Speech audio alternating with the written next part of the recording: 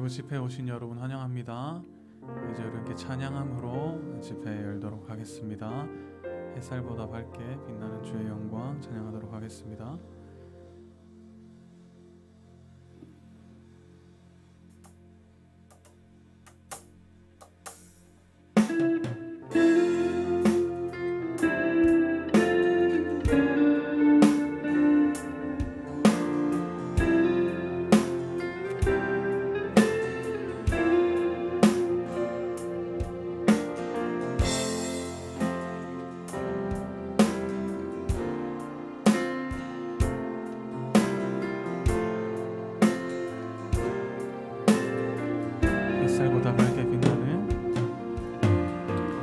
햇살보다 밝게 빛나는 주의 영광 모든 어둠 물리치네.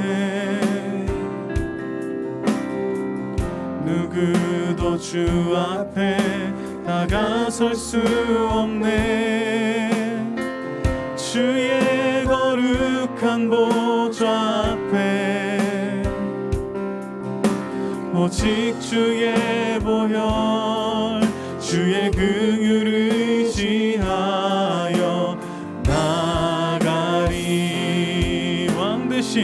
왕 되신 주 앞에 나 경배합니다.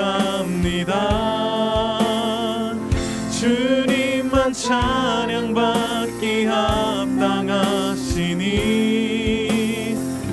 큰 존귀와 영광 홀로 받으소서. 주 앞에 나 나갑니다.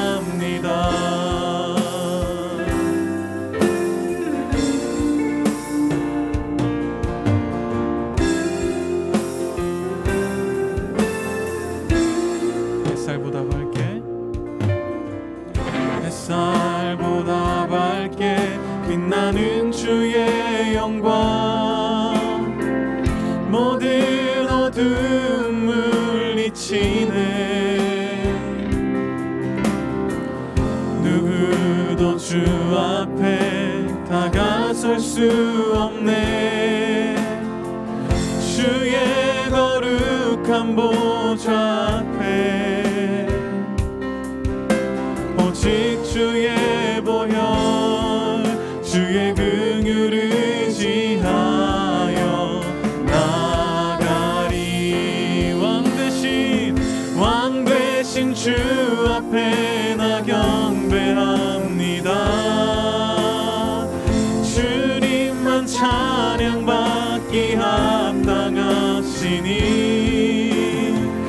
큰 존귀와 영광 홀로 받으소서. 주 앞에 나 나갑니다. 왕 되신 주 앞에 나 경배합니다. 주님만 찬양받기 합당하시니 큰 존귀와 영광 홀로 받으소서. 주 앞에 나 나갑니다. 주님 내가 나갑니다. 주님 내가 나갑니다.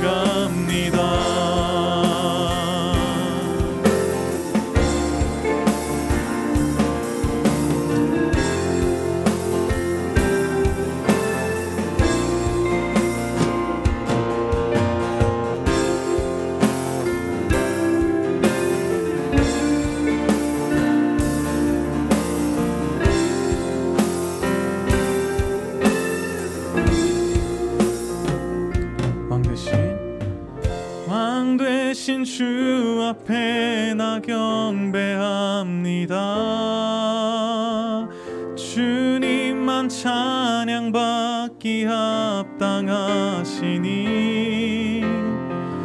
큰 존귀와 영광 홀로 받으소서. 주 앞에 나 나아갑니다. 왕 되신 주 앞에 나 경배합니다. 주님만 찬양받기 합당하시니 큰 존귀와 영광 홀로 받으소서. 주 앞에 나 나아갑니다. 주 앞에 나 나아갑니다. 주 앞에 나 나아갑니다. 이제 이렇게 기도드렸으면 좋겠습니다. 함께 찬양하는 가운데 주님 함께하여 주시옵소서. 오직 주님만이 우리의 찬양 받아 주시옵소서. 오직 주님만이 영광 받아 주시옵소서. 우리 함께 기도드렸으면 좋겠습니다. 기도드립시다.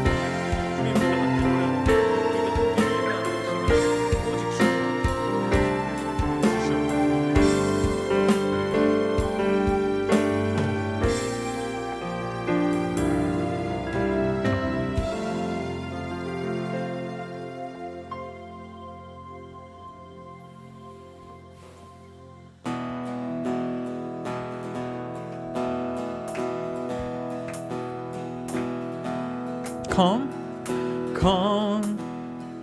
주께 경배드리세.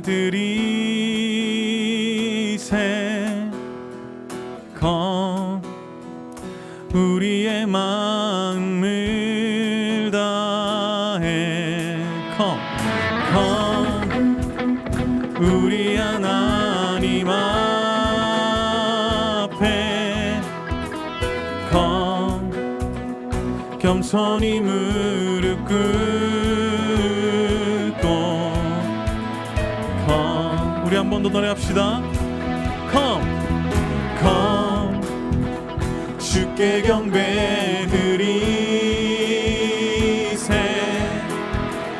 Come 우리의 마음을 다해. Come 우리 하나님 앞에. Come 겸손히 무릎 꿇고. 모든 이가 주라 신하겠네.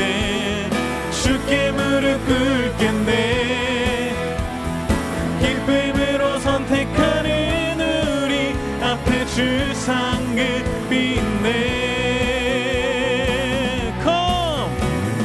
Come 주께 경배드리세.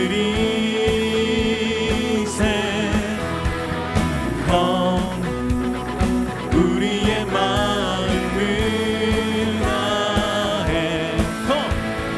Come 우리 하나님 앞에. Come 겸손히 무릎 꿇고. Come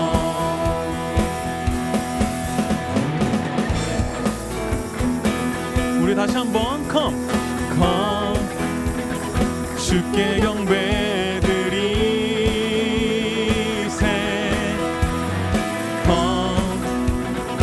우리의 마음을 다해 우리 하나님 앞에 겸손히 무릎 꿇고 우리 한 번 더 노래합시다. Come 주께 경배드리세 Come 우리의 마음을 다해 아멘 Come 우리 하나님 앞에 겸손히 무릎 꿇고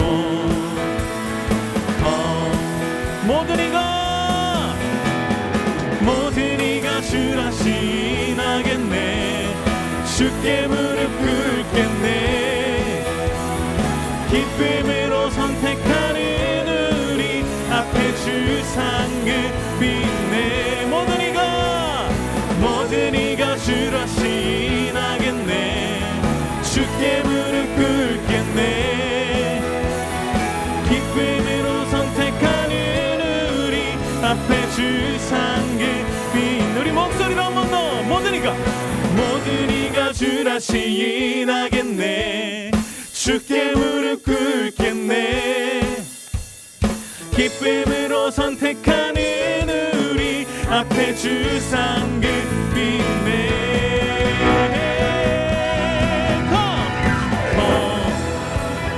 주께 경배드리세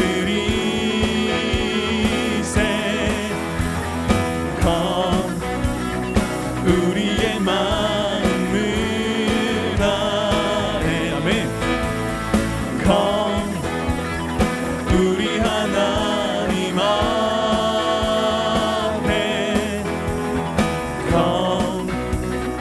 겸손히 무릎 꿇고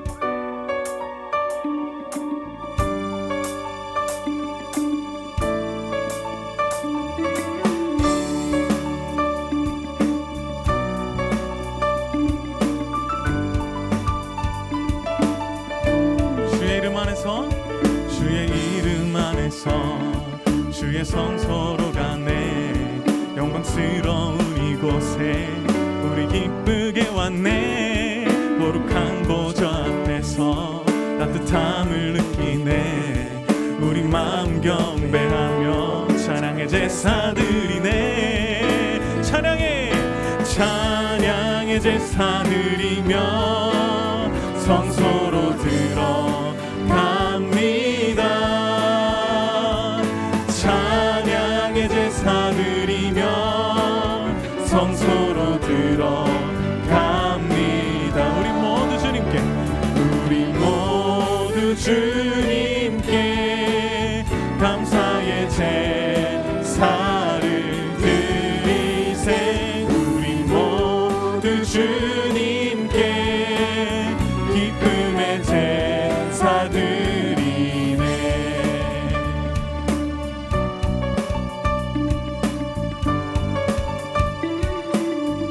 우리 이절로 함께 주의 말씀 주시고 우리 감사드리네 주의 날개 그늘이 우리 피난처 되네 주의 길을 따르며 우리 주께 순종해 모든 상황 속에서도 찬양의 제사 드리네 찬양의 제사 드리며 성소로 들어갑니다 찬양의 제사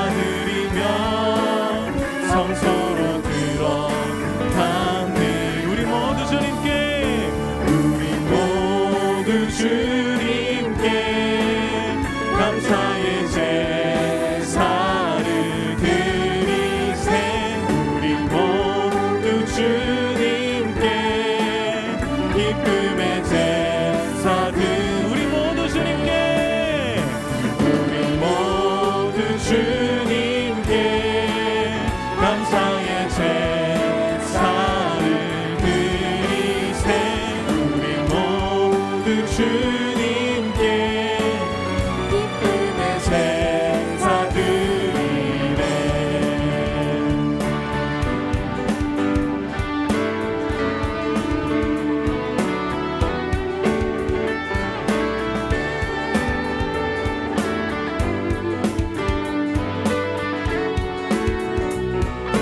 우리 한 번 더 고백합시다. 우리 모두 주님께 우리 모두 주님께 감사의 제사를 드리세 우리 모두 주님께 기쁨의 제사들 우리 목소리로 함께 찬양의 제사 드리며 찬양의 제사 드리며 성소로 들어갑니다. 찬양의 제사 드리며 성소로 들어가니 우리 모두 주님께 우리 모두 주님께 감사의 제사를 드리세 우리 모두 주님께 기쁨의 제사 드리네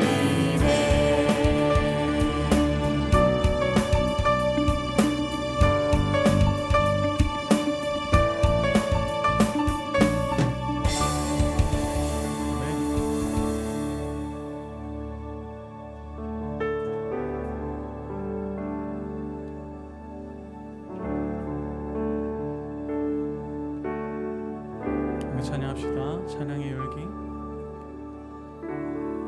찬양의 열기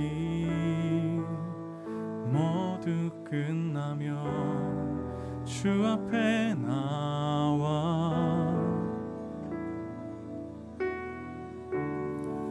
더욱 진실한 예배 드리네 주님을 향한 노래 이상의 노래 내 맘 깊은 곳에 주께서 원하신 것 화려한 음악보다 뜻없는 열정보다 중심을 원하시죠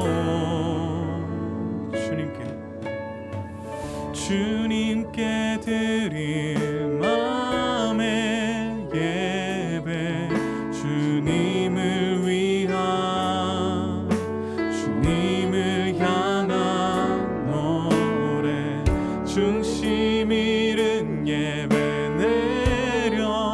내려놓고 이제 나 돌아와 주님만 예배해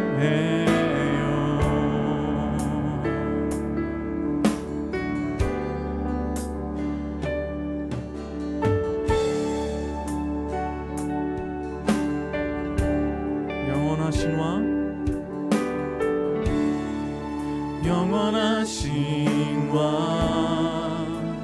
변치 못한 주님의 존귀 가난할 때도 연약할 때도 주의 모든 것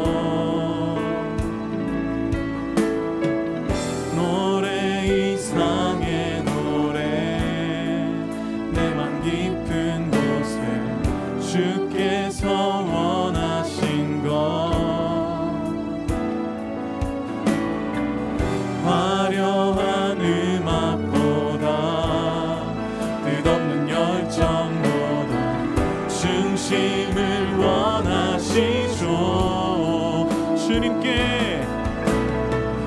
주님께 드릴 마음의 예배 주님을 위한 주님을 향한 노래 중심 잃은 예배 내려놓고 이제 나 돌아와 주님만 예배 주님께 드릴 마음의 예배 주님을 위한 주님을 향한 노래 중심 잃은 예배 내려놓고 이제 나 돌아와 주님만 예배해요.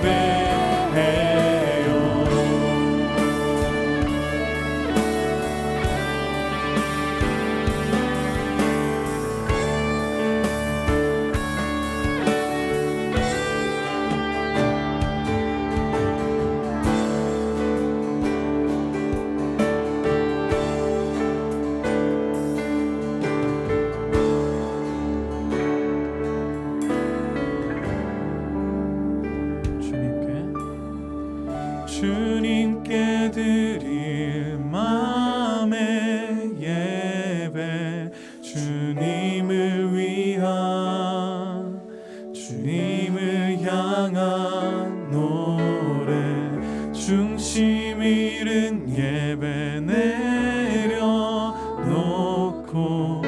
이제 나 돌아와 주님만 예배 주님께 드릴 마음의 예배 주님을 위한 주님을 향한 노래 중심 잃은 예배 내려놓고 이제 나 돌아와 주님만 예배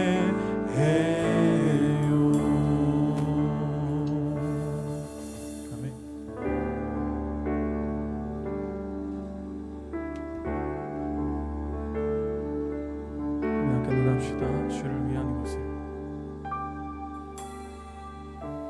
주를 위한 이곳에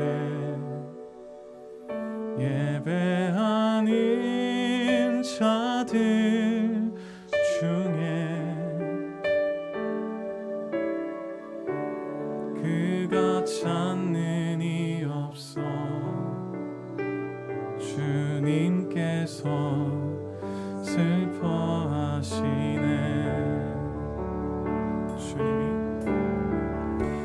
주님이 찾으시는 그 한 사람 그의 배자 내가 그 사람 되길 간절히 주께 예배하네. 주내로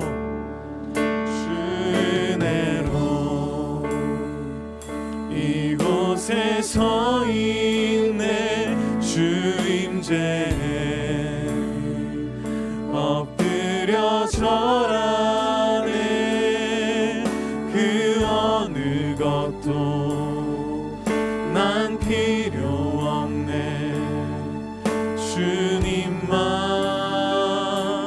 경배해. 주내로 이곳에 서 있네. 주임제에 엎드려 절하네. 그 어느 것도 난 필요 없네. 주님만 경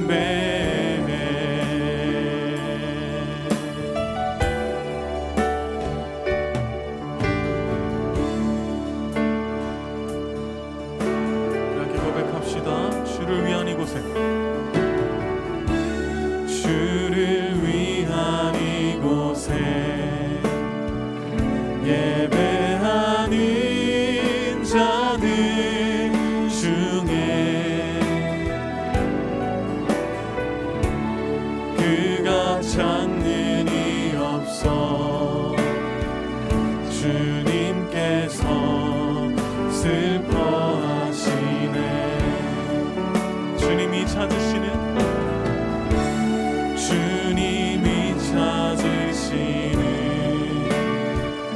그 한 사람 그의 배상 내가 그 사람 되기 간절히 주께 예배하네. 주내로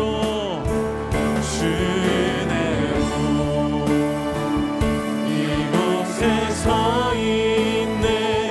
주 임재에 엎드려 절하네. 그 어느 것도 난 필요 없네. 주님만 경배해. 주내로 이곳에 서 있네. 주 임재에 엎드려 절하네. 그 어느 것도 난 필요 없네. 주님만 경배해.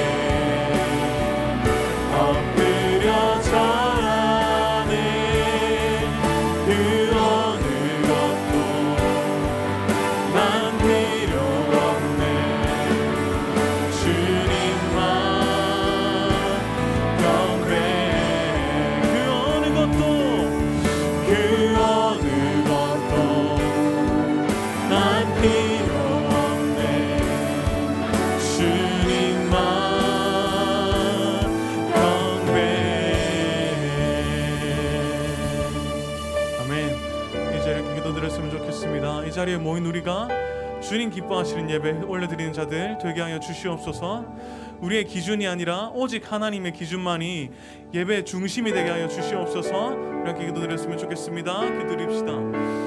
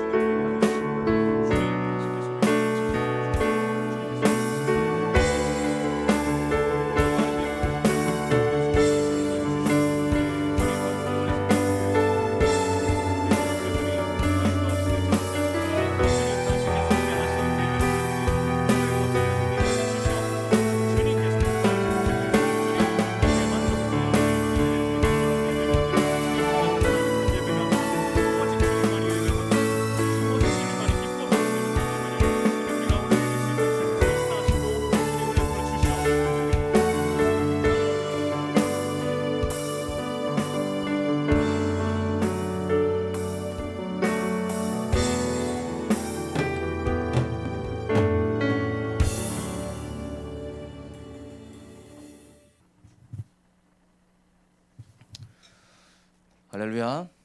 네, 여러분 반갑습니다. 또 귀한 말씀, 또 하나님 말씀이 또 여러분들의 삶을 변화시키는 놀라운 또 은혜의 말씀이 되기를 간절히 바랍니다. 오늘 우리에게 주시는 하나님의 말씀은 창세기 4장 1절부터 12절까지입니다. 제가 봉독하겠습니다. 아담이 자기 아내 하와와 동침하니 아내가 임신하여 가인을 낳았다. 하와가 말하였다. 주님의 도우심으로 내가 남자아이를 얻었다. 하와는 또 가인의 아우 아벨을 낳았다. 아벨은 양을 치는 목자가 되고 가인은 밭을 가는 농부가 되었다. 세월이 지난 뒤에 가인은 땅에서 거둔 곡식을 주님께 제물로 바치고 아벨은 양떼 가운데서 맛배의 기름기를 바쳤다. 주님께서 아벨과 그가 바친 제물은 반기셨으나 가인과 그가 바친 제물은 반기지 않으셨다. 그래서 가인은 몹시 화가 나서 얼굴빛이 달라졌다. 주님께서 가인에게 말씀하셨다. 네가 어찌하여 네가 화를 내느냐? 얼굴빛이 달라지는 까닭이 무엇이냐? 네가 올바른 일을 하였다면 어찌하여 얼굴빛이 달라지느냐? 네가 올바르지 못한 일을 하였으니 죄가 너의 문에 도사리고 앉아서 너를 지배하려고 한다. 너는 그 죄를 잘 다스려야 한다. 가인이 아우 아벨에게 말하였다. 우리 들로 나가자. 그들이 들에 있을 때에 가인이 그의 아우 아벨을 쳐 죽였다. 주님께서 가인에게 물으셨다. 너의 아우 아벨이 어디에 있느냐? 그가 대답하였다. 모릅니다. 제가 아우를 지키는 사람입니까? 주님께서 말씀하셨다. 네가 무슨 일을 저질렀느냐? 너의 아우의 피가 땅에서 나에게 울부짖는다. 이제 네가 땅에서 저주를 받을 것이다.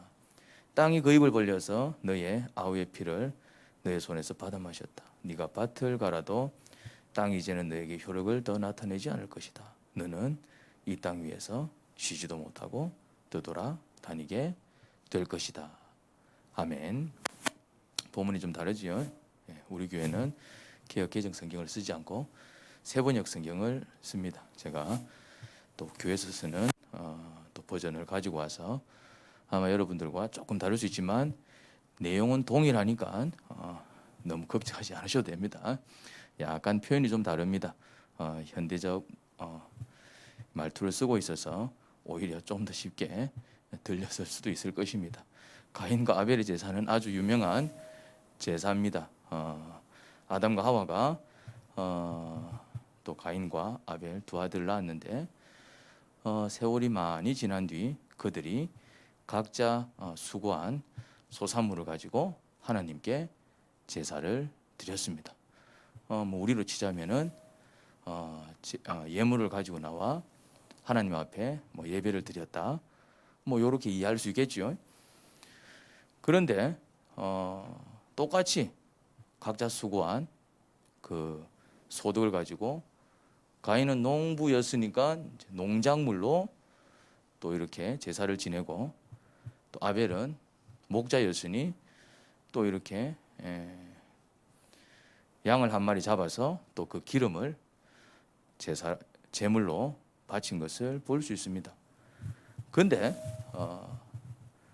하나님이 아벨의 제사는 받으셨는데 가인의 제사는 받지 않아서 거기서부터 문제가 이제 생겼어요. 이제 가인이 이제 기분이 나빴나 봅니다.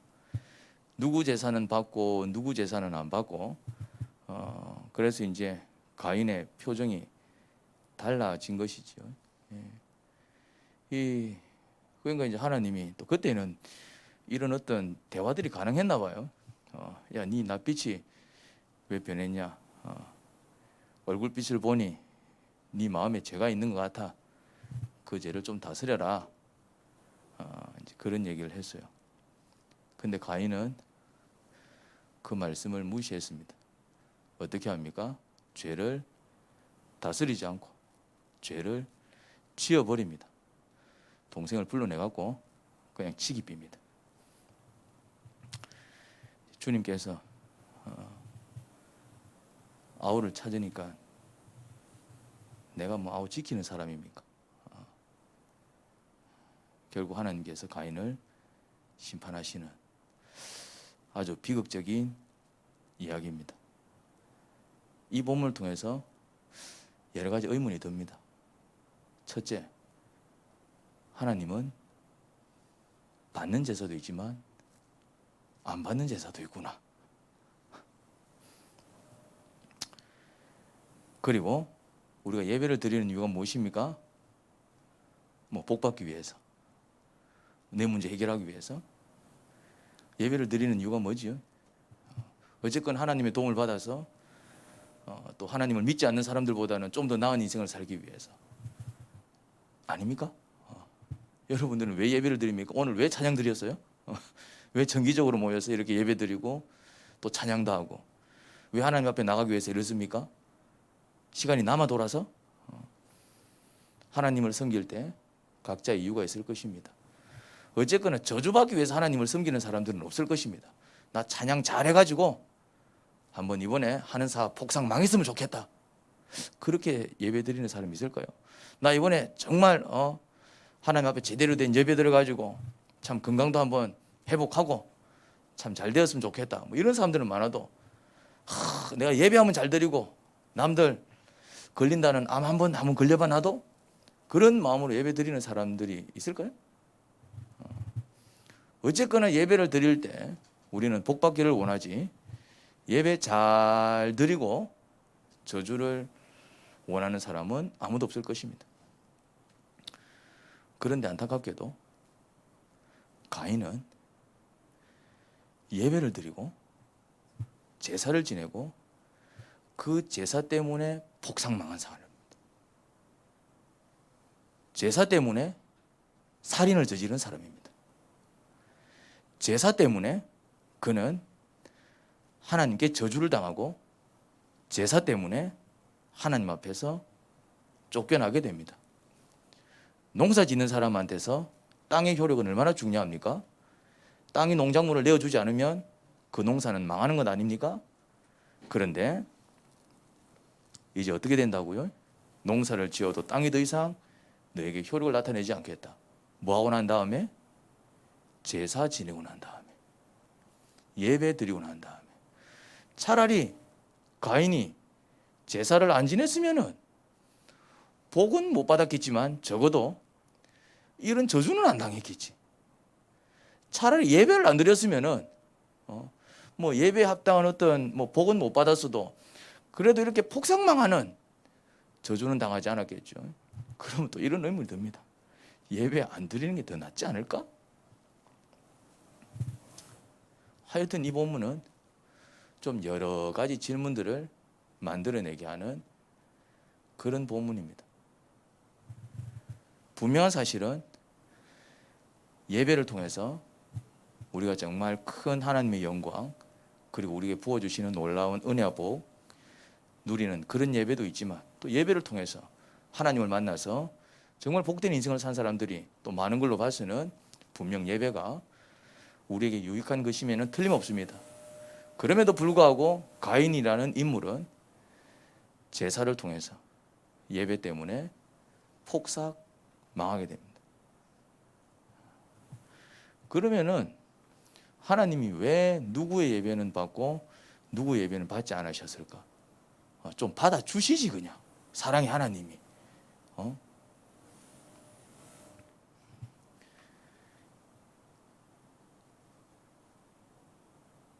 이 예배의 의미를 가인이 놓쳐서 그래요. 예배의 의미를 가인이 놓친 거예요. 예배가 뭡니까? 예배라는 것은 낮은 자가 높은 자를 높이는 게 예배입니다. 그게 예배 아주 가장 그냥 기본적인 원리입니다. 낮은 자가 높은 자를 높이는 게 찬양이다 이 말입니다. 그게 이제 쉽게 말해서 신하가 왕을 높이는 걸 예배라고 얘기합니다. 종이 주인을 높이는 걸 예배라고 하는 것입니다. 그러니까 예배의 위치는 예배 드리는 자가 아래쪽에 있고 예배 받는 분이 위쪽에 서 있는 그 구조가 예배의 아주 가장 기본적인 원리입니다. 그런데 안타깝게도 가인은 이 예배의 가장 기본되는 그 원리를 놓치고 있었어요. 자, 한번 봅시다. 신하가, 그러니까 뭐 신하까지 갈 거 없고 직장에서 뭐 이렇게 명절이라든지 행사가 되면은 보통 아래 사람들이 위 사람들한테 뭐 합니까? 보통 과장이 부장한테 뭐 하고 부장이 사장님한테 뭐 합니까? 이렇게 이제 어떤 뭐 명절 인사를 드리지 않습니까? 뭐 사과 박스를 넣어 드릴 수도 있고 뭐 뭘 이렇게 이제 선물을 하잖아요. 그러면은 이렇게 선물을 할 때 뭐 이렇게 선물을 할 때 그 윗사람이 고마워 막 기뻐하는 반응을 보일 수도 있습니다. 왜 그렇습니까? 자기가 딱 좋아하는 그 선물을 주면은 니 내 마음을 알고 멋진 선물을 했네 하면서 막 굉장히 좋은 반응을 보이지만은 그런데 내 나름대로 잘 준비했는데 에이 좀 뭔가 이렇게 별로 이렇게 좋지 않은 표정을 지을 수 있습니다. 그러면 아랫사람이 윗사람한테 뭔가를 선물을 했는데 내 나름대로 정성을 다해서 선물을 했는데 반응이 안 좋으면은 그 아랫사람은 어떤 태도를 취할까요? 어떤 태도를 취합니까? 내가 실수했네. 내가 부장님 마음을 내가 제대로 헤아리지 못하고 내가 왜 저걸 준비했지? 좀 더 세심하게 준비할 걸. 이게 아랫사람이 윗사람을 대하는 태도입니다. 그런데 지금 가인의 태도는 하나님이 어떤 이유로 제사를 거절했다 이 말이죠. 그러면 정말 아랫사람이 윗사람을 대하는 태도였으면 어떤 태도를 취해야 될까요? 하나님이 왜 내 제사를 안 받았지? 하나님이 왜 내 예배를 안 받았지? 내 예배에 뭐 문제가 있었나? 내가 이 재물이 아니라 하나님께서 다른 재물을 원하셨나? 이게 아랫사람이 만약에 가인이 정말 그런 어떤 아랫사람의 자세에서 윗사람을 높이는 예배를 드렸다면은 그런 자세가 나왔을 것입니다. 근데 지금 가인의 자세는 이겁니다. 윗사람이 또 아랫사람들한테 선물할 때가 있잖아요. 부장님이 아랫사람들한테 선물할 때도 있잖아요. 그럴 수 있잖아요. 이제 사장님이 그 밑에 직원들한테 선물을 줄 수도 있잖아요. 그럼 윗사람이 아랫사람한테 선물을 줄 때 그 선물이 내 마음에 들 수도 있고 내 마음에 안 들 수도 있어. 그러면 아랫사람들은 윗사람이 선물을 준다. 그럼 내 마음에 들면 어떤 반응을 보입니까? 사장님, 내가 정말 살려고 했는데 이걸 미리 알고 준비해 주셨네, 감사해요. 이럴 수도 있지만 내가 별로 안 좋아하는 선물을 줄 수도 있어요. 그럴 때 아랫사람들은 어떤 자세를 취합니까? 사장님, 장난칩니까? 이왕 주는 선물 좀 필요한 거 안 주고 이거 뭐 어디다 쓰라고 이런 걸 주십니까? 이렇게 얘기하는 사람들이 있을까요? 없지요. 아랫사람은 마음에 안 들어도 어떤 반응을 보입니까? 집에 가서 버릴 값에 감사합니다. 이런 귀한 것을. 제가 지금 무슨 얘기를 하느냐 하면 가인은 이거예요. 예배를 드렸습니다. 제사를 드렸습니다. 그럼 받아줬으면 좋을 뻔했지만 또 어떤 이유로 주님께서 안 받으셨어요. 그러면 아랫사람이 윗사람을 높이는 예배를 드렸다면 어떤 자세가 나왔을까요? 내가 뭘 잘못했지? 내 재물에 뭐가 문제가 있었지? 왜 안 받으셨지? 어쩌지? 다음번에 내가 뭘 들으지? 이랬으면 아래 사람이 위 사람한테 드리는 예배가 됐을 것입니다. 근데 지금 가인의 자세는 이겁니다. 아니 지가 뭔데 내가 주는 거 안 받아? 내가 얼마나 수고해서 내가 지은 농사인데 내가 다른 신한테 갖다 줄 수 있는 거 내 다른 신한테 안 갖다 주고 내가 지한테 갖다 예배를 드렸더만 제사를 드렸더만 지가 뭔데 안 받아줘? 이건 어떤 자세라고요? 사장이 부하 직원한테 뭔가를 선물했는데 사장님 이걸 선물이라고 했습니까? 이러면 사장이 어떤 마음이겠어요? 설령 마음에 안 들어도 말이지. 지가 내 아래 사람이면 감사해 받아야지. 안 주면 그뿐인 것을. 지금 가인의 어떤 예배 자세, 제사 자세는 어떤 자세냐면은 아래 사람이 위 사람을 높이는 예배가 아니라 위 사람이 아래 사람한테 뭔가를 툭 던져주는 예배인 것입니다. 없는 시간 쪼개서 내 니한테 예배 드리는 거야? 이런 태도인 것입니다. 내가 없는 돈 쪼개가지고 내 니한테 헌금하는 거야. 그러니까 알아서 나한테 복 내려. 이런 자세인 것입니다. 하나님 밑에서 하나님을 높이는 예배가 아니라 하나님 위에서 옛다하고 윗사람이 아랫사람한테 뭔가를 주듯이 아니면 적어도 옆 사람이 동등한 사람이 이거 써 하고 주듯이 그런데 그것을 거절할 때 네가 뭔데 내가 안 받아? 그러니 이미 가인의 제사는 처음부터 하나님께서 받을 수 없는 제사였던 것입니다. 그것이 어떻게 증명이 됩니까? 받지 않았을 때 그의 낯빛은 변합니다. 그러고는 또 분명히 경고합니다. 하나님께서 네 마음에 죄가 있네. 다스려. 다스리지 않습니다. 왜 다스리지 않을까요? 자기는 자기 감정이 죄라고 안 여겨졌기 때문에 그렇습니다. 자기 감정이 온당하다라고 여겨졌어요. 자기 분노가 온당하다라고 여겨졌습니다. 이건 잘못된 거야. 이랬으면 회개를 했겠죠. 이러면 안 돼. 이랬으면 반성했겠죠. 근데 분명히 하나님은 다스려라 그랬는데 죄를. 그는 그 죄를 다스리지 않았습니다. 왜요? 그 감정을 죄라고 여기지 않았습니다. 그 감정을 죄라고 여기지 않았어요. 그래서 어떻게 합니까? 그 감정을 애꿎은 동생한테 풀어버립니다. 왜 아벨을 쳐 죽였을까요? 아벨은 잘못한 게 아무것도 없는데. 아벨을 쳐 죽인 이유는 한 가지입니다. 가인은 아벨을 쳐 죽인 게 아닙니다. 가인은 아벨을 쳐 죽인 게 아니에요. 가인은 사실은 누구를 쳐 죽인 거냐면은 하나님을 쳐 죽인 겁니다. 근데 왜 하나님한테 돌을 던지지 않고 아벨한테 돌을 던졌을까요? 하나님은 지보다 힘이 세니까. 쉽게 말해서 내가 저 사람 때문에 화가 났고 내가 저 사람을 얼반 죽이고 싶어. 근데 저 사람은 내보다 힘이 세. 내가 저 사람은 내가 어떻게 할 수 없어. 근데 나한테 막 분노가 있어. 저 사람 때문에. 그러면 어떻게 합니까?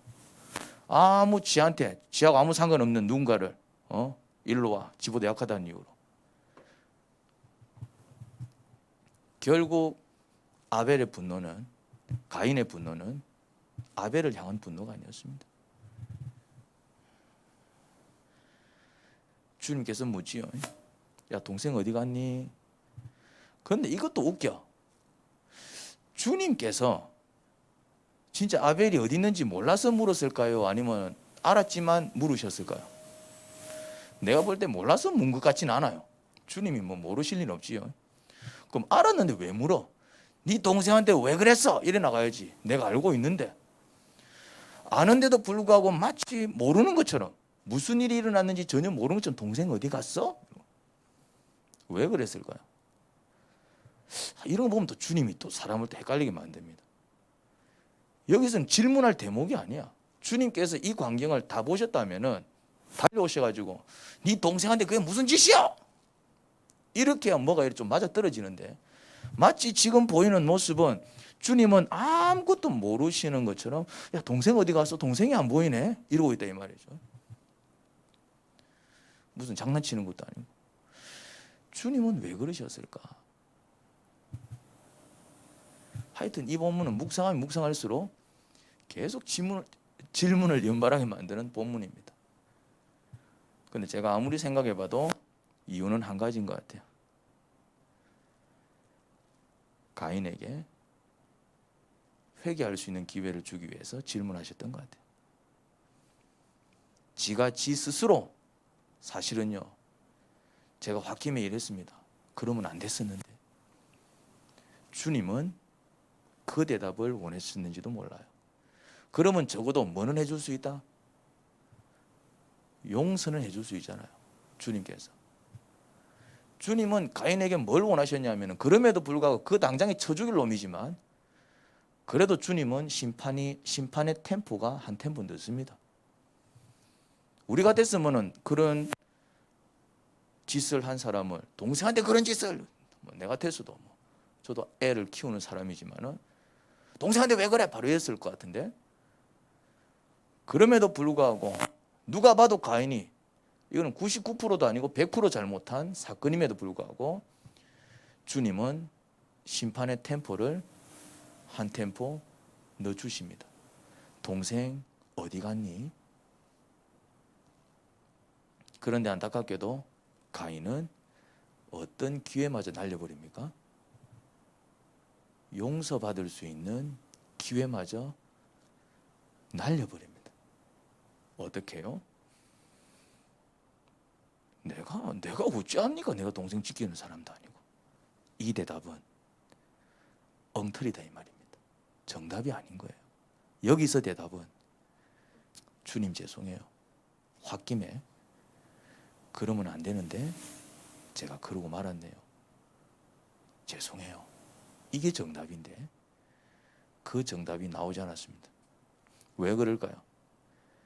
가인의 마음은 제사를 지낼 때부터 지금까지, 그런데 어찌 보면은 가인의 마음은 이 순간에만, 가인의 성격은 이 순간에만, 가인의 어떤 이런 모습은 이 순간에만 나온 건 아닌 것 같아요. 가인의 삶은 늘 이런 모습이었을 것입니다. 어떻게 알 수 있습니까?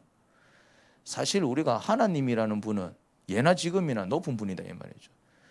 그러면 사실 우리가 그런 분 앞에서는 우리의 평소 모습이 잘 드러나요? 아니면은 그래도 뭔가 이렇게 좀 가식적일 수 있어도 어쨌거나 뭔가 예의를 갖추고 뭔가 이렇게 좋은 모습 보이려고 애를 씁니까?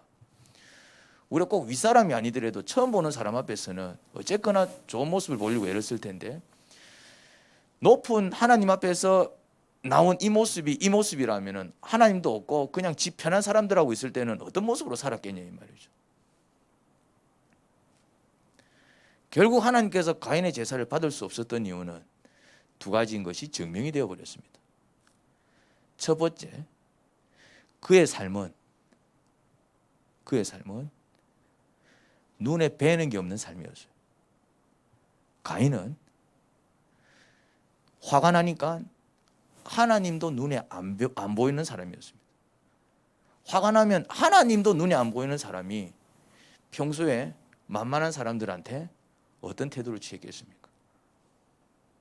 이제 삶이 이제 증명이 되는 거예요. 가인의 삶이 증명이 되는 거예요. 그리고 가인의 마음까지.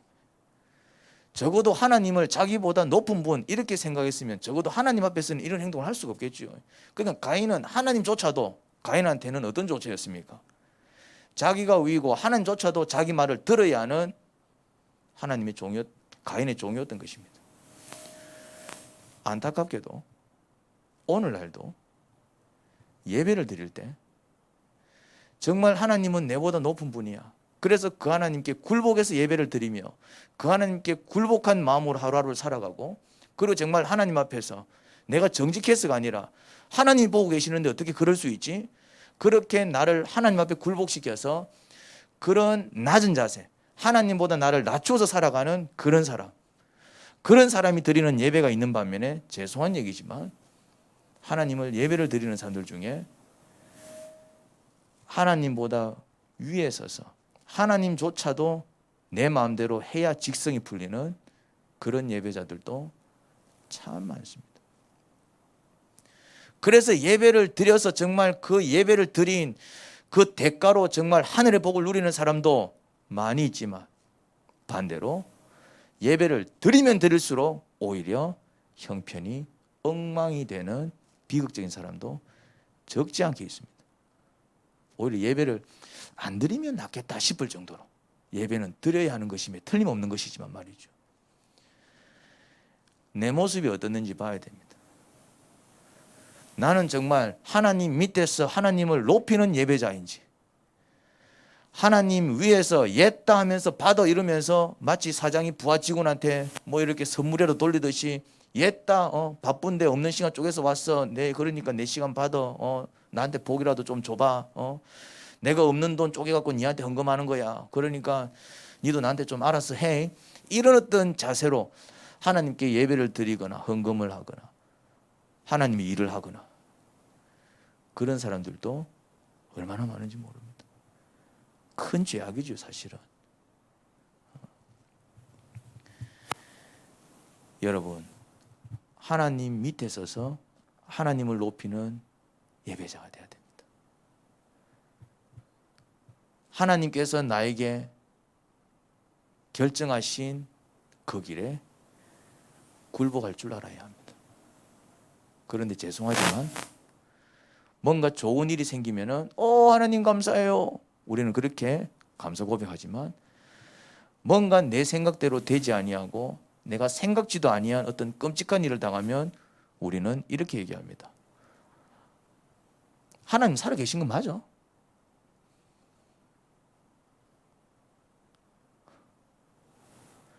이게 우리의 마음이다 이 말입니다.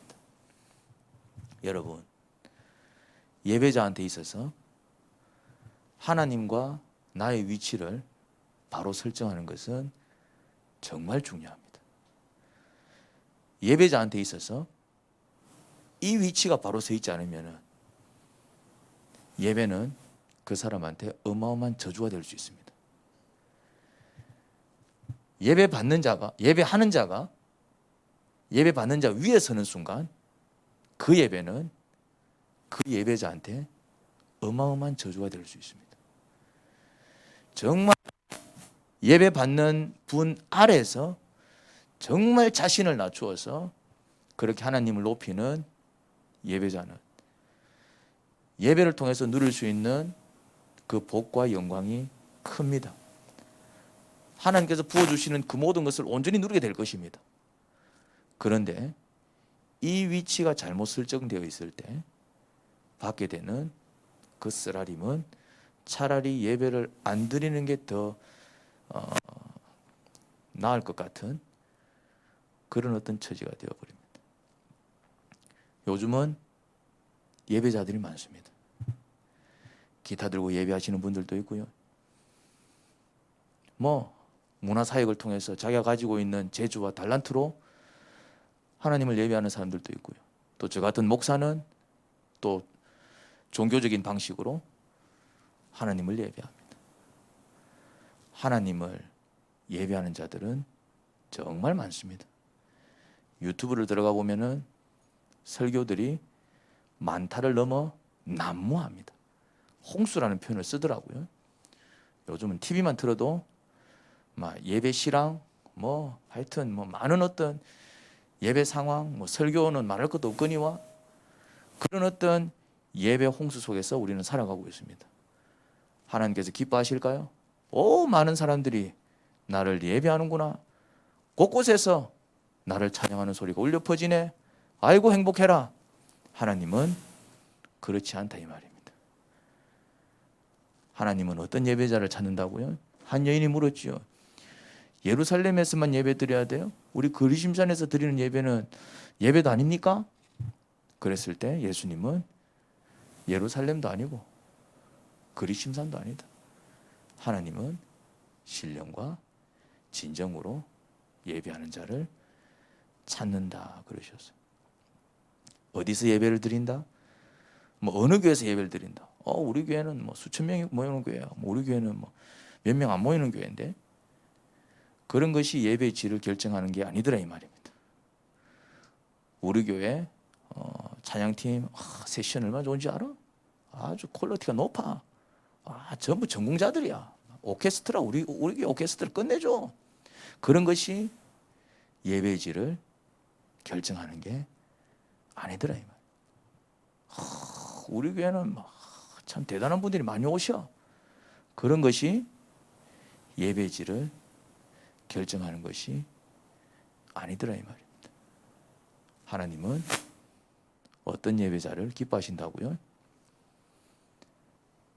예배 드리는 자와 예배 받는 분의 위치를 정확하게 설정하고 있는 자입니다. 하나님 밑에서 하나님을 온전히 높여드리는.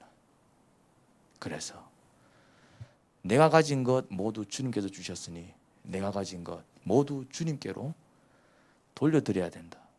그런 마음으로 모든 것을 드릴 수 있는, 꼭 드린다라는 게 진짜 다 갖다 바친다, 그런 어떤 실제적인 모습도 될 수도 있겠지만, 그런 어떤 마음가짐으로 하나님 앞에 나아갈 때 정말 하나님이 찾는 예배자가 된다는 사실을 우리는 기억해야 될 것입니다. 우리 교회에 한 자매님이 오셨어요. 이 자매님은 9년 동안 간지를 하신 분이었습니다. 그리고 이제 정신적인 어떤 문제도 가지고 계시고 참 힘든 인생을 살아오셨더라고요. 근데 우연히 이제 또 우리 교회에 와서 신앙생활을 하기 시작했습니다. 난 이분이 간질인이었는지도 몰랐는데 몇 개월 뒤에 본인이 간증 한번 하세요 했더니 그런 얘기를 해서 알게 된 것입니다. 그러셨구나. 근데 참 신기한 거는 하나님께서는 이분이 하는 기도를 내가 봐도 너무 심할 정도로 기도를 너무 잘 들어주시는. 예를 들면 이거예요. 목사님 치과에 갔다 왔는데 견적이 400만 원이 나왔습니다. 그래. 그래요? 근데 그분은 수급자이기 때문에 돈이 없는 거예요. 근데 어쩌면 좋지요? 기도합시다. 난 속으로, 내가 속으로 견적이 400만 원 나왔는데 기도한다고 이게 뭐지 해결되지? 내가? 근데 목사 그렇게 말 못하잖아요. 기도합시다. 며칠 뒤에 목사님 하나님이 제 기도를 들어주셨어요. 그러면 할렐루야, 하나님은 살아계시기 때문에 우리의 기도를 듣고 응답하시죠 해야 되는데, 내가 속으로 어찌 응답됐다는 얘기지? 어찌 응답됐다는 얘기야 그게? 이빨이 갑자기 하나 생기기로 했단 말이야? 어찌 응답됐다는 얘기야?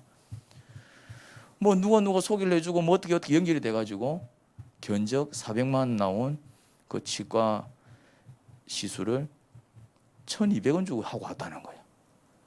나는 속으로 나한테 지금 사기를 치나, 이 사람이 지금 정신이 왔다 갔다 하나, 나는 그랬냐고. 또 이제 기도를 부탁하는 거예요. 목사님, 제가 이제 귀가 지금 안 들려요. 잘 안 들려. 이제 보청기를 껴야 된대요. 의사 그래 얘기했나 봐. 근데 이제 또 수급자고 이러니까 어떻게 연결돼가지고 뭔가 하여튼 이제 한 130만 원짜리 이제 보청기를 이제 해야 되는 그런 상황이 됐나 봐. 그래 이제 기도 제목이 뭐였냐면은, 근데 자기는 130만 원이 없으니까 하여튼 좀 이게 좀 더 저렴하게 보청기를 좀 착용할 수 있도록 좀 기도를 해주세요.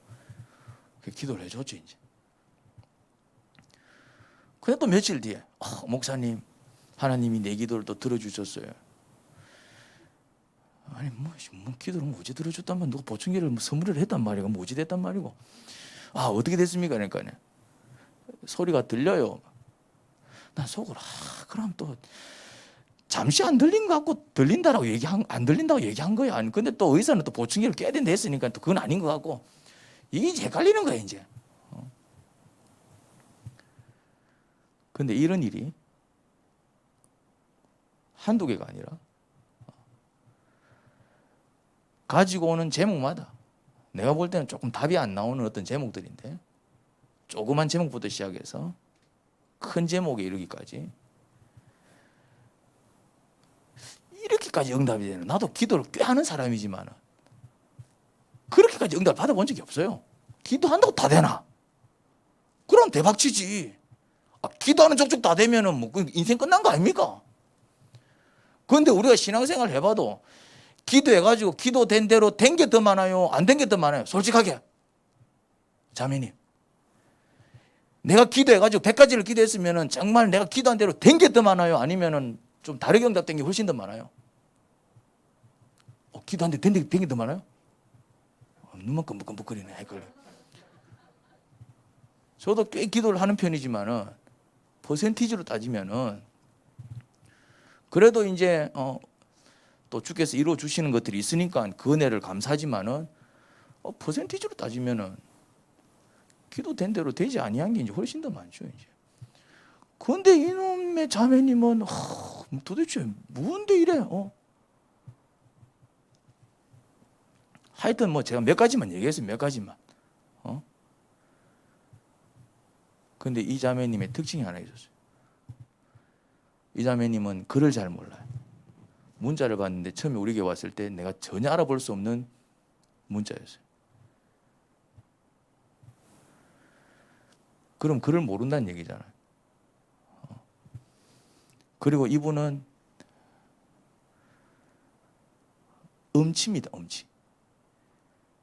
뭘 부르는데 나는 무슨 곡인지 처음 들어봐.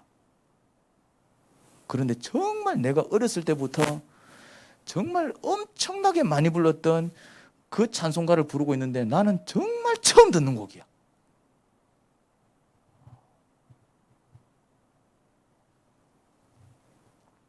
우리가 들을 때는 찬송도 아닌 거야 이제. 이 음이 희한해. 근데 더 놀라운 사실은 뭐냐면은 찬송가가 몇 곡까지 있죠? 600? 몇 장까지 있는지 여러분 모르죠? 대부분 몰라. 645장까지 있습니다. 왜냐?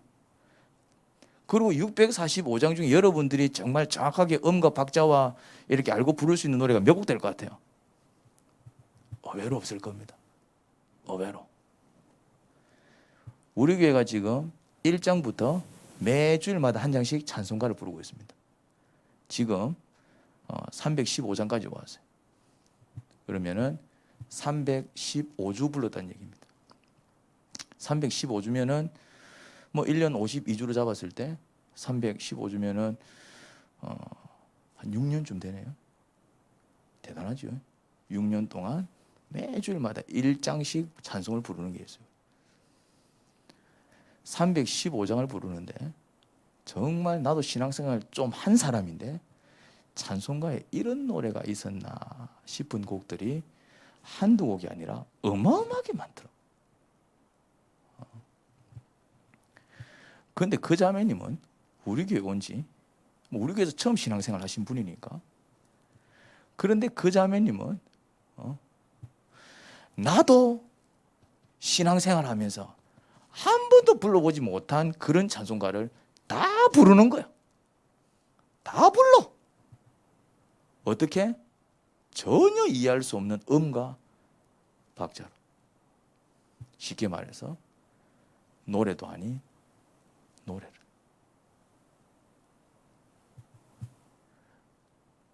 그런 사람이 하는 기도를 하나님은 하는 족족 다 들어주셨다는 얘기는 하나님은 그의 예배, 그의 찬양을 기쁘게 받으셨다는 얘기입니다. 오늘 보고 내가 놀랐어요. 막 세션들이 막 기타, 막 드럼, 놀랐어요. 왜 제가 놀랐을까요? 저는 개척교회 목사이기 때문에 이제는 개척교회를 할 수 없지. 한 10년 됐으니까. 우리 교회 반주자들은 내가 다 키웠습니다. 우리 아들이 드럼을 치는데 내가 가르쳤습니다. 우리 딸이 피아노를 치는데 내가 가르쳤습니다. 우리 딸이 3대째 피아노입니다. 1대 피아노 내가 가르쳤습니다. 2대도 내가 가르쳤습니다. 원 목사님 두 딸과 아들한테도 내가 들은 건 피아노를 다 가르쳤어요.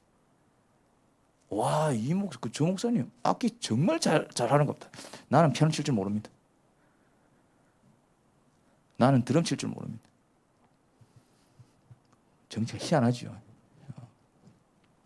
그냥 연습해서 가르치는 거예요. 내가 한 1대 피아노를 가르쳤는데 얘는 어마어마한 친구였습니다. 우리가 찬양송을 부르다 보면은 은혜가 돼갖고 두 번도 부르고 세 번도 부를 수 있잖아요. 한 번 부르고 은혜 되면 두 번 부르고 세 번 불렀어요. 세 번 불렀는데 좀 분위기 전 쳐다봤는데 걔는 반주할 때 찬양을 안 합니다. 예수님을 안 믿는 친구였기 때문에 모태 신앙입니다.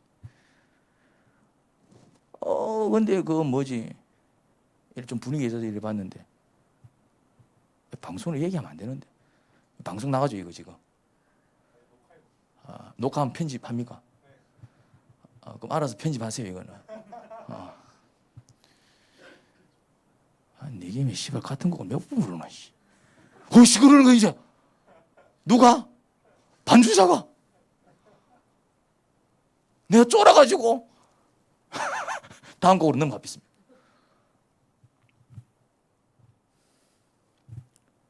반주자가 인도자한테 맞춰야 돼요. 인도자가 반주자한테 맞춰야 돼요. 맞지요? 나는 10년 동안 내가 찬양을 인도하면서 한 번도 반주자가 나를 맞춰주는 반주를 찬양 인도를 해본 적이 없습니다.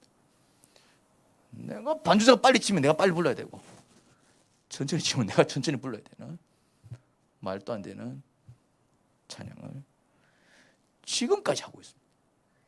그러니까 감동을 받는 거예요. 와, 내가 막 눈이 뒤집히는 거야. 막 드럼, 피아노, 막 눈이 뒤집히는 거야. 내가 하루는 이런 기도를 했습니다. 하나님, 이건 찬양이 아닙니다. 다른 건 다 이해하는데 어떻게 찬양 한 곡 더 불렀다고 해서 욕을 할 수가 있습니까? 더 이상 찬양을 맡기면 안 될 것 같습니다. 이거는 반주가 아닙니다. 내가 맞춰주는 거는 내가 어떻게 참겠는데 저거는 반주가 아닙니다. 한참을 기도하는데 주님께서 한 말씀 하시더라고요. 그 찬양을 네가 받나 내가 받나? 하나님 맞지요? 찬양 받는 내가 가만히 있는데 왜 네가 날리고? 아니 그건 찬양이 아니잖아요. 찬양이 이든지 말았든지 간에 그것 또한 내가 판단하는데 네가 왜 난리냐? 그 아이는 반주하다가 구원받을 친구니까 그냥 반주하게 내버려 두라. 그래서 내가 찍소리도 못하고 반주를 시켰습니다. 물론 그 뒤에 좀 그 아이가 좀 놀라운 은혜를 경험하면서 하나님을 믿기 시작했고 환상을 보고 애가 질려갖고 왔어. 난 아무튼 좀 그런 일들이 있었는데 제가 얘기하고 싶은 거는 뭐냐면은 그 자매님이 말도 안 되는 찬양을 드렸는데 그 자매님의 찬양은 정말 하나님을 높이는 찬양이었던 것 같아요. 하나님이 그런 응답을 하신 거 보면 제가 여러분들한테 질문을 하고 싶습니다. 오늘도 보니까 7시 30분짜리 찬양하기 위해서 한 2시간 연습하시는 것 같더라고. 엄청나게 연습을 하고 놀랐어요. 어떻게 나는 엄청나게 연습하기를 몇 시간 찬양 하나 싶었더만은 꼴랑 30분짜리 찬양하기 위해서 막 몇 시간 연습을 하더라고. 그렇게 준비해서 드린 찬양으로 하나님을 예배하는 여러분들은 그렇게 하나님을 높이고 찬양하는데 기도하는 족족 얼마나 응답과 축복을 누리십니까? 체크해 보셔야 됩니다. 하나님이 내 예배를, 하나님이 내 찬양을 얼마나 기뻐 받으시고 그 예배를 통해서 나에게 얼마나 복을 주시는지 체크해 보셔야 됩니다. 예배 드려서 있는 건 아싸 예배했다가 아니라 하나님께서 그 예배를 얼마나 기뻐 받으셨는지 아니면 때론 그건 아닌데 우리는 확인해야 됩니다. 그래서 기뻐 받으셨으면은 우리 안에도 그 기쁨이 넘칠 것이고 만약에 아니다 싶으면은 가인처럼 왜 내 재산 받아 이게 아니라 주님 뭐가 문제였습니까? 혹시 내가 그 친구를 미워한 것 때문에 그 미움이 주님을 향한 예배를 방해했습니까? 주님 뭐가 문제였지요? 왜 주님께서 제 제사를 받지 않으셨습니까?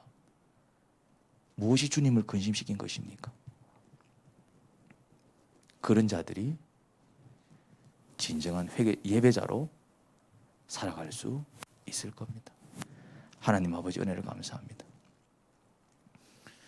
가인과 아벨의 제사를 통해서 예배 본질을 깨닫게 됩니다.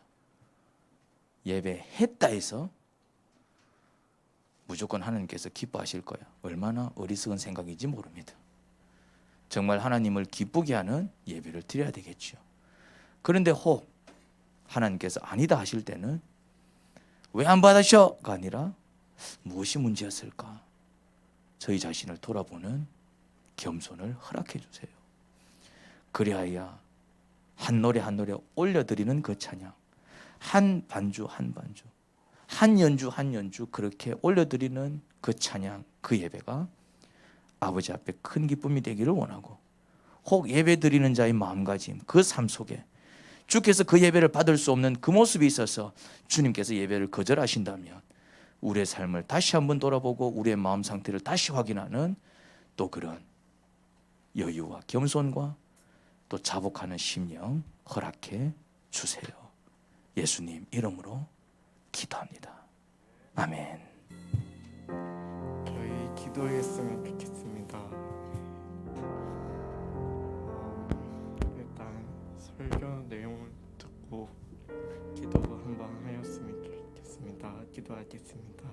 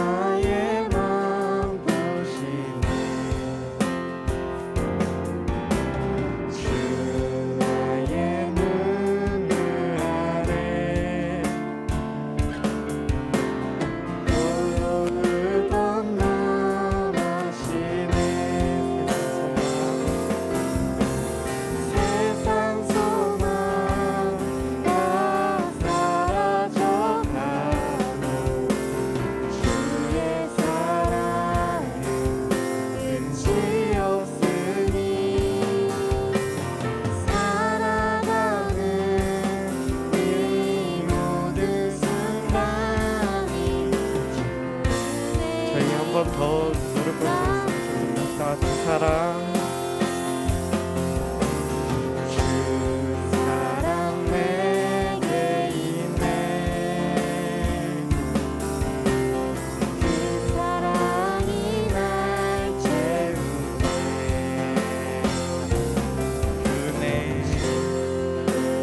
내게 있네 그대로 날 세우네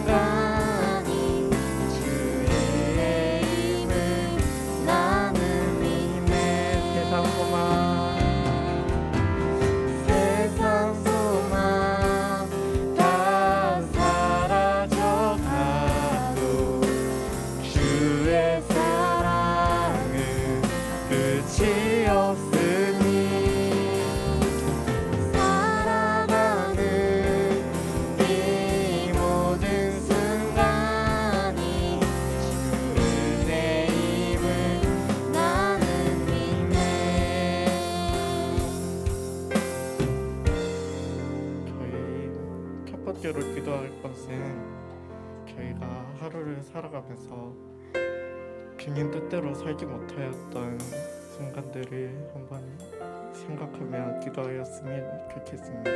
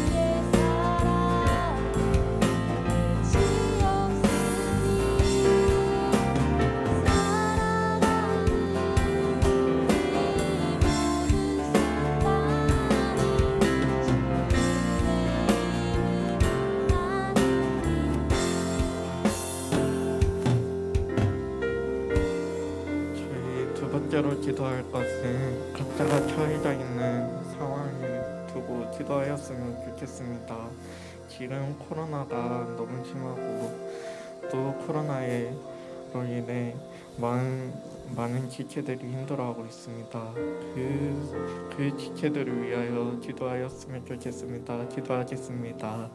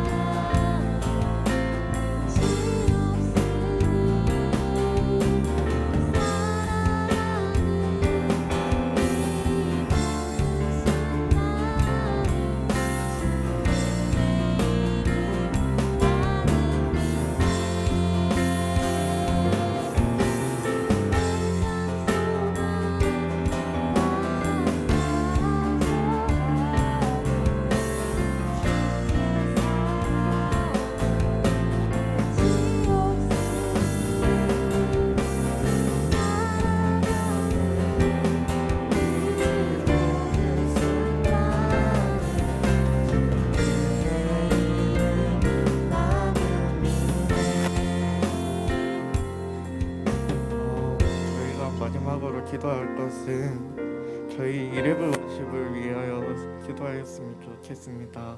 저희 이레브가 앞으로 나갈 사역에 대해서 조금 더 점검을 하고 다시 시작하려고 합니다.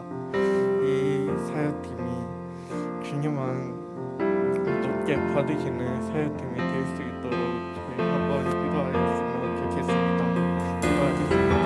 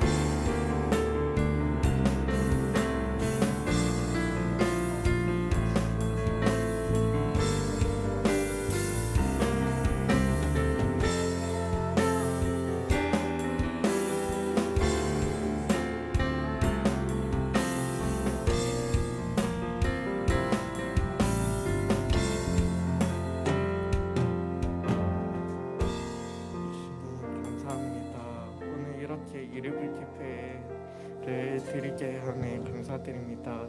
우리가 살아가면서 주님 뜻대로 살지 못하고 주님보다 위에 있으려고 하는 본능이 더 강합니다. 아버지, 우리가 그런 마음이 들지 않고 주님 밑에서, 하나님 밑에서 좀 더 진심으로 예배하는 우리 모든 사람들이 되었으면 좋겠습니다. 우리가 이 예배를 드리게 하시는 걸 더 자세히 하고 더 주님 앞에 나아가게 하여 주시옵소서.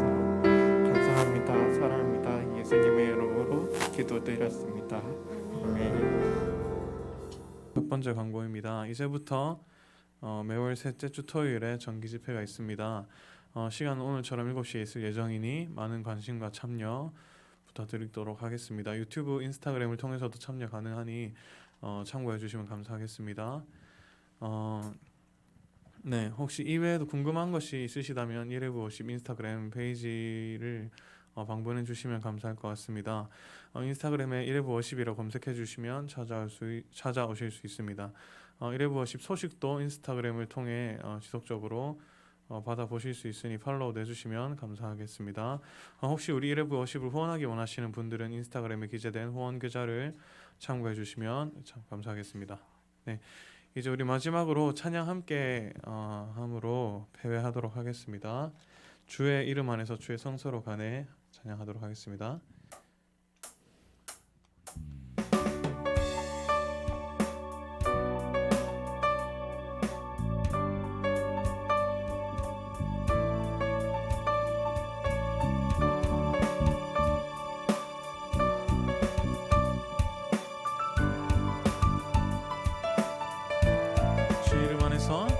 주의 이름 안에서 주의 성소로 가네 영광스러운 이곳에 우리 기쁘게 왔네 거룩한 보좌 앞에서 따뜻함을 느끼네 우리 마음 경배하며 찬양의 제사 드리네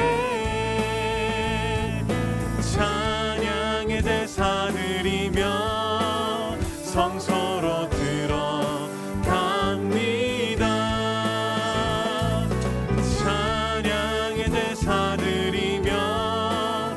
성소로 들어갑니다. 우리 모두 주님께 감사의 제사를 드리세 우리 모두 주님께 기쁨의 제사 드리네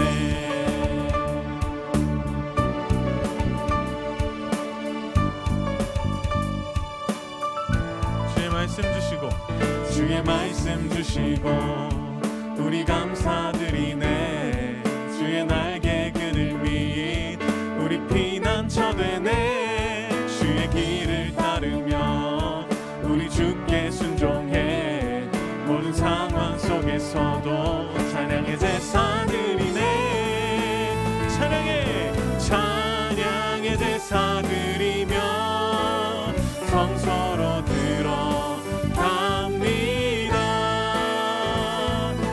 찬양의 제사 드리며 성소로 들어갑니다. 우리 모두 주님께 감사의 제사를 드리세 우리 모두 주님께 기쁨의 제사들 우리 모두 주님께 우리 모두